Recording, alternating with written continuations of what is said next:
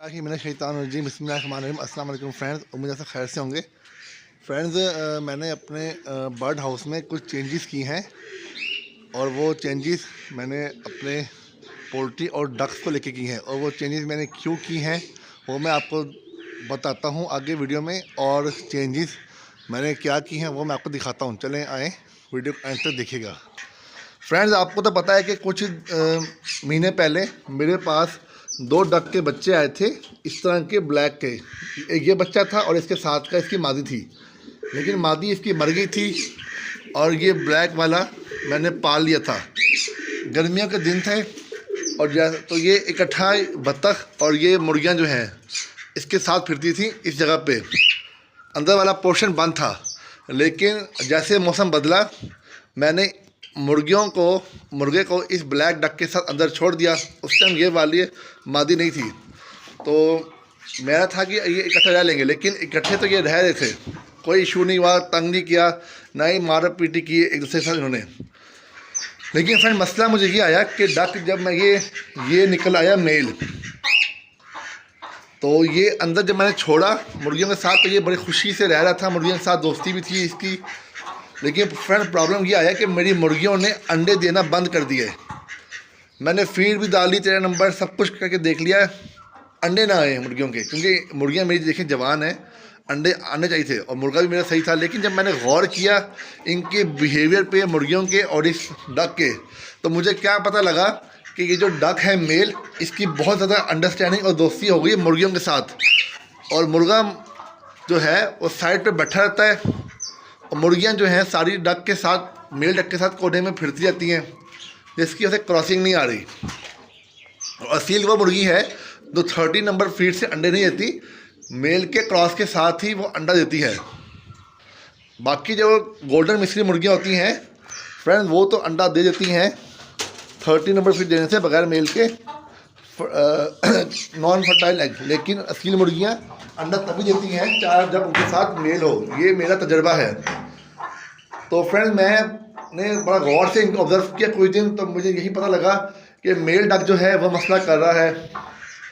फिर मैं सोचा कि क्यों ना मैं डक को बेच दूं। फिर मैंने कहा मैंने बड़ी मेहनत की है, डक को क्या बेचना है, क्या मिल जाना मुझे बेच के, कोई ख़ास पैसे तो मिलने नहीं है।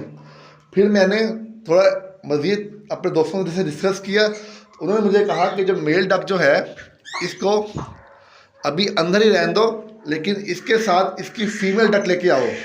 तो फीमेल डक लाने से ये होगा, उम्मीद है कि कुछ चेंज ये आएगा कि जो डक होगा मेल वो अपनी फीमेल के साथ ग्रुप बना के फिर लेगा, जिसकी वजह से मादियाँ अकेली हो जाएंगी और वो नर के साथ अपने फिरेंगी असील के साथ। तो इससे आपके एग लेइंग स्टार्ट हो जाएगी। तो मैंने ऐसे ही किया, मैं बाज़ार गया, मैं इसकी फ़ीमेल डक की लाया गया। आपके सामने ये फिर रही है डक की फ़ीमेल, माशाल्लाह से कितनी प्यारी है, बड़े साइज़ की है। वो मैं ब्लैक वाला नर है और ये जो ब्राउन वाली है मल्टी कलर की फ़ीमेल है। मैं इसकी फ्रेंड फीमेल ले आया और मैं लाके मैंने अंदर ही छोड़ दी। 2 दिन गुजर गए, 4 दिन गुजर गए, क्या देखता हूँ मैं कि गेम वहीं की वहीं फंसी हुई है।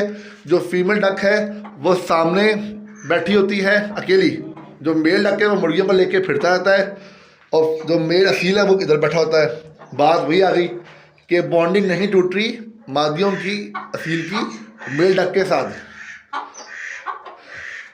तो फ्रेंड्स फिर मैंने सोचा कि यार काम थोड़ा सेटिंग चेंज करनी पड़ेगी, क्यों ना मैं इस जो जोड़ा है डक का उसको बाहर छोड़ दूं इस जगह पे।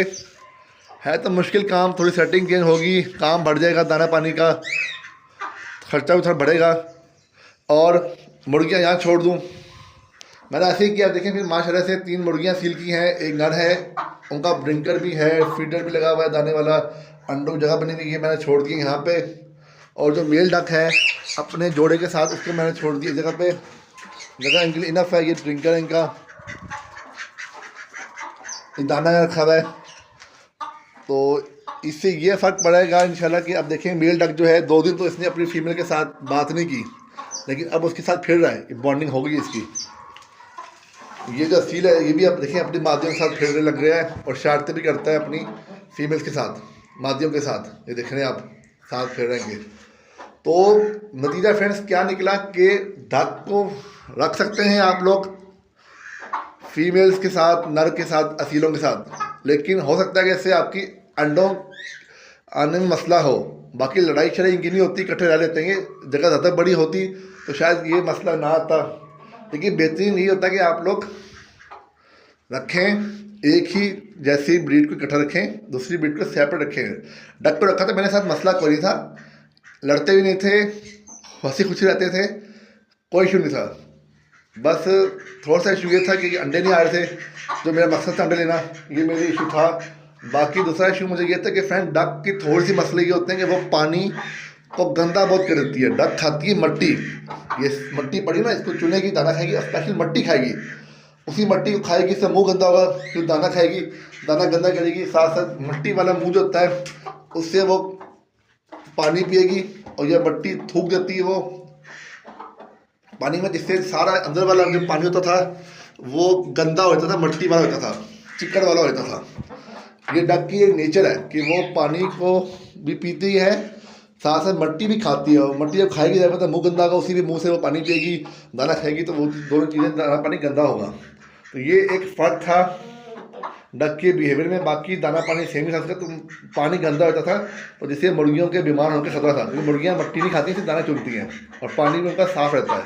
मुर्गियों को साफ़ दाना, साफ़ पानी, साफ़ एटमॉस्फेयर चाहिए। उसकी वजह से डक थोड़ा गंदगी पसंद करती है, क्योंकि ये पानी में भी रह रहती है, मिट्टी में भी खाती है। तो लेकिन ये मसला नहीं था, मैंने इसलिए अलग किया डक को। मैंने बताया आपको कि इनकी बॉन्डिंग गलत हो गई थी, अंडे नहीं आ रहे थे। अब मैंने डक देखे अलग कर दिए, ये अलग फिर रहे हैं, असील अलग फिर रहे हैं। तो अल्हम्दुलिल्लाह अब इनकी बॉन्डिंग बनी है, तो इंशाल्लाह अंडे आ जाएंगे। बल्कि एक दो अंडे आए भी हैं, मैंने आपको वीडियो में पीछे दिखाया है, उस वाले मुर्गी ने अंडे दिए थे। तो ये देखें फ्रेंड, जगह है। तो आज की वीडियो बनाने का मकसद यही था कि मैंने क्यों अलग किया डक को, पेड़ को, इस असीलों के साथ, वजह समझा दी मैंने आपको। तो बाकी फ्रेंड अपना बहुत सारा ख्याल रखिएगा, दुआ में रखिएगा, और वीडियो अच्छी लगी तो कमेंट्स में लाइक, सब्सक्राइब और शेयर, मेरी वीडियो को, चैनल को लाजमी कीजिएगा। तो इसी तरह की मज़ीद इन्फॉर्मेटिव वीडियो देखने के लिए मेरे चैनल को लाइक, सब्सक्राइब और शेयर करना मत भूलिएगा। दुआ में रखिएगा। अल्लाह हाफिज़।